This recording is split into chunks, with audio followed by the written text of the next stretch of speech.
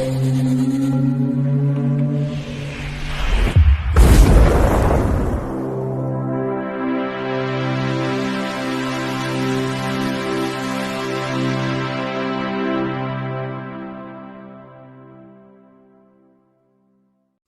Mike, it's me Ian. And in today's video, well, I'm continuing my look at the TV series Hammer House of Horror. Yes. And this is episode 10, Guardian of the Abyss from 1980. And this was transmitted on the 15th of November 1980 on ITV. Yes, right. So let's get into it. It's written by David Fisher, an interesting writer. He's written for Doctor Who. Yes. Now, season 16, 1978. Stones of Blood. That's Key to Time series with Tom Baker. Also, The Androids of Tara. Also, a classic story from 1979, City of Death, which is really well thought of. And The Creature from the Pit, 1979, not quite well as well thought of. And yes, The Leisure Hive from 1980. Great set of episodes, and he's a lot of TV series as he's been involved in and written for. And here we are, doing a great job in this Hammer series. Fantastic. And then, yes, now the director is interesting. It's Don Sharp, who we have come across before. Yes, now, he's got connections with Hammer, of course, and Kiss of the Vampire, 1963, he was the director of that. He was also the director of The Devil Ships Pirates. The Devil Ships Pirates from 1964. Wonderful series of films. That's a Hammer one again. And, of course, Rasputin the Mad Monk from 1966. Christopher Lee giving a wonderful performance there as Rasputin. He was also the director of Dark Places from 1974, which I mentioned before. It's a really good horror film, that. Then he was in these Fu Manchu films as well as the director. Director of The Face of Fu Manchu, 1965. The Brides of Fu Manchu, 1966. I love these series with Christopher Lee doing, well, outstanding work as Fu Manchu. Oh, yes. You gotta love them. Also, he is the director of To the Devil a Daughter. Now, that's interesting because we've got a link now with this story in sort of similar themes about satanic worship and all that.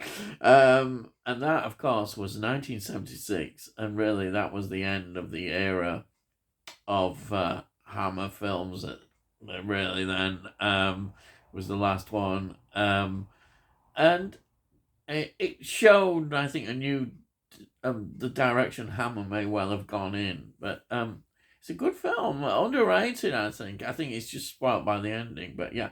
So he's the director of that, so I like that. Yes, definitely. Let me also just talk about the rest of the cast.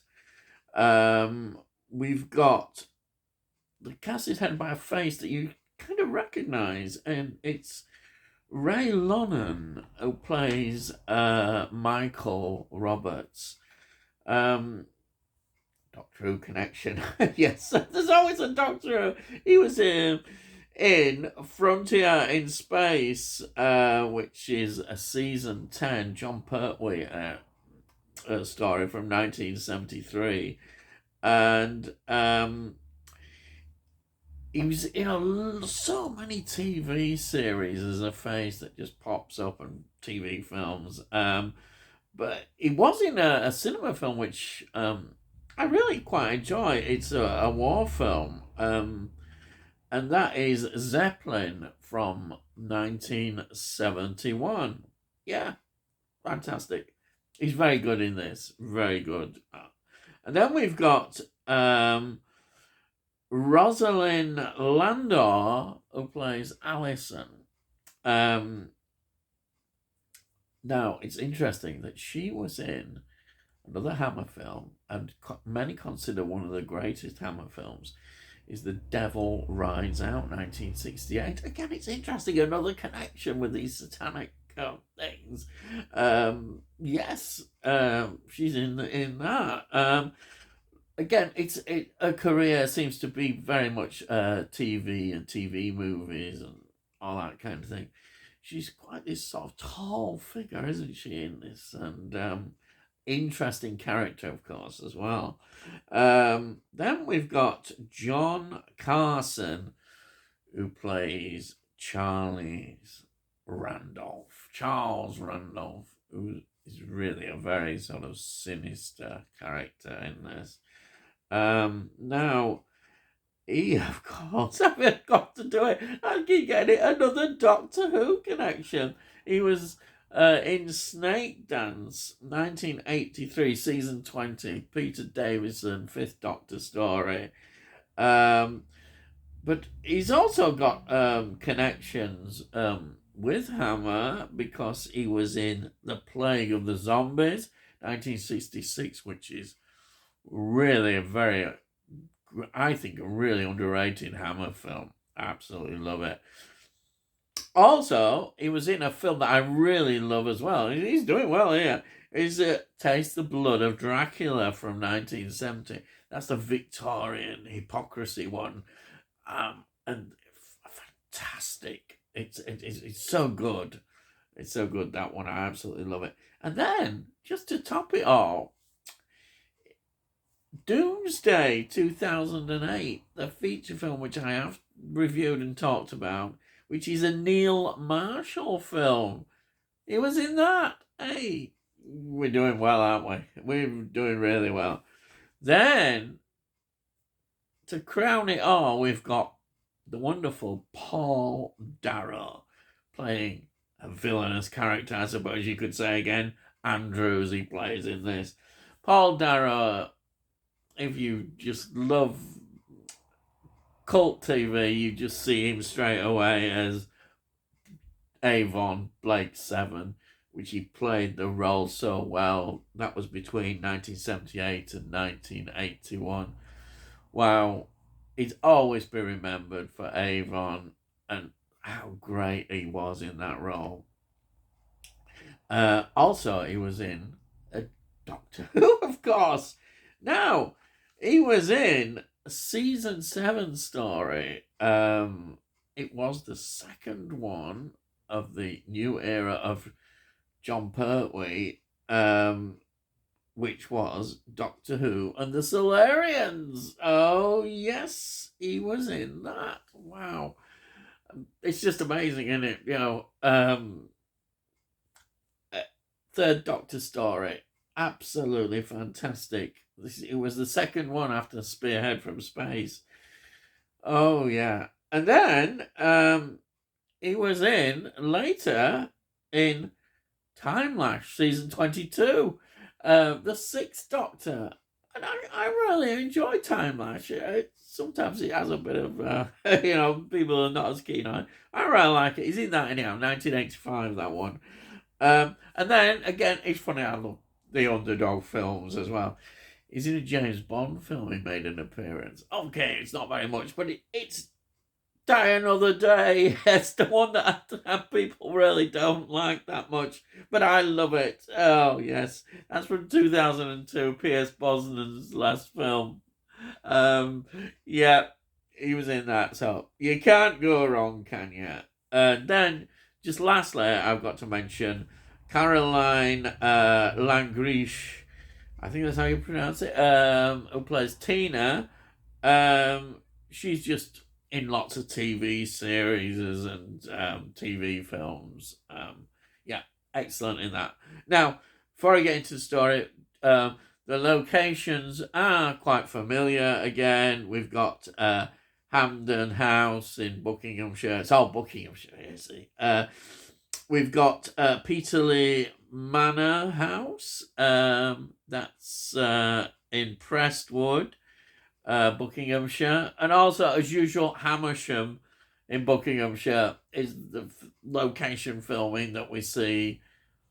Always looks great, doesn't it? Absolutely. So, what is this story about? Well, I think it starts in perhaps one of the great dramatic ways. We're in a satanic ceremony, yes, a satanic ceremony with this scrying mirror. Oh yeah, and wow, it really chills. It's really quite chilling and well done. Really, for your TV series. People seeing this would be wow. And then we move on from this to the story of antiques, really. Antique World, Michael and Laura are friends, and they're at an auction, and they come across this mirror which they get, which is just in a cheap lot.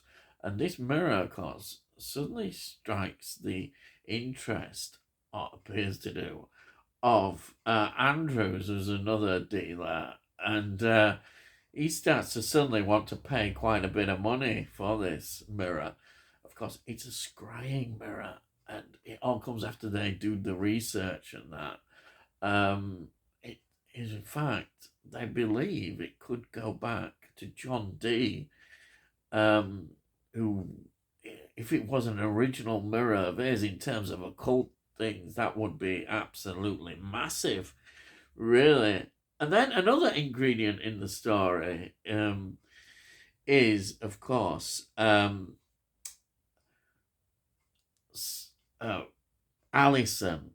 Alison, who it seems has escaped, or trying to escape from this cult, because the cult, it all turns out, want to get hold of this scrying mirror. It's important for their ceremonies. And of course, Michael becomes kind of involved with her. He quite really likes her, and he helps her, or so he thinks he's helping her. And the story then unravels in so many ways that I don't want to talk about anymore. And I just say, Paul Darrow as Andrews is great. Absolutely think he's just brilliant. He really playing this character so well.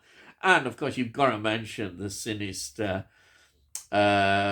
Charles Randolph character, played wonderfully by John Carson. He is a chilling character and wonderful. I just love these stories. You've got all the occult stuff. If you've read into about occultism and that, it's all here. You can see it. It's all on the screen. You've got all the references to even, people like Crowley, Aleister Crowley, and all that stuff of that era. You've got the whole sort of history, and the scrying mirror is just another facet, and it's used in Satanism and summoning up demons and all that kind of stuff.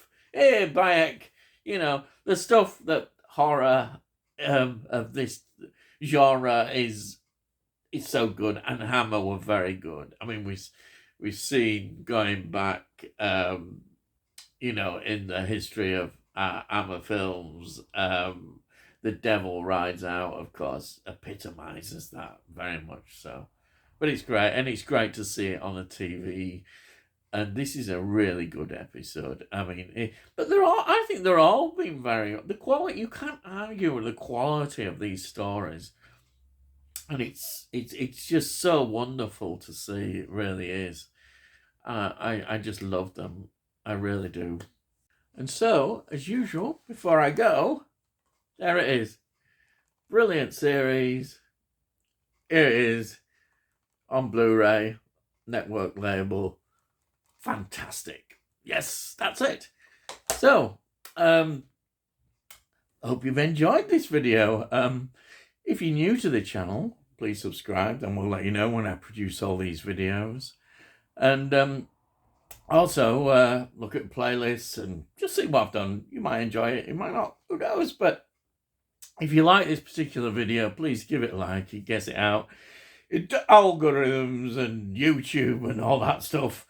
And if you've got any comments as well, please put your comments down. I love to read your comments. I really do. It's fantastic. And it all costs notes. So, by heck, you can't say better, fairer than that, can they? By heck, you can't.